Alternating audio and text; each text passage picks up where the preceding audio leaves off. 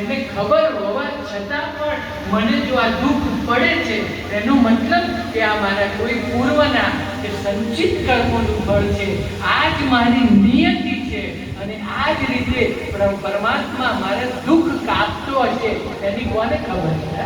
આ જ રીતે દુઃખ ઓછા કરું અને અત્યારે મેં કહ્યું કે મટાડી દે અને એ મારું ભોગવવાનું દુઃખ ઊભું ને ઊભું હશે તો મારે ફરીથી આવવું પડશે ને આ આવવું ના પડે એટલા માટે જ એ મારા દુઃખ કાપતો હશે.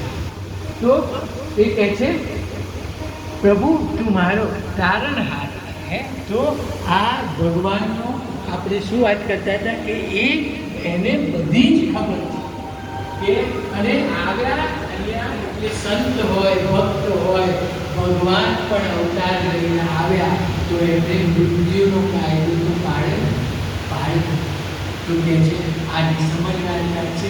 છેલ્લી આપણે આજની જવાનું તે જવાનું છે, થવાનું તે થવાનું છે, જગતમાં જ્યાંથી આવ્યા છો તમારે ત્યાં જવાનું છે.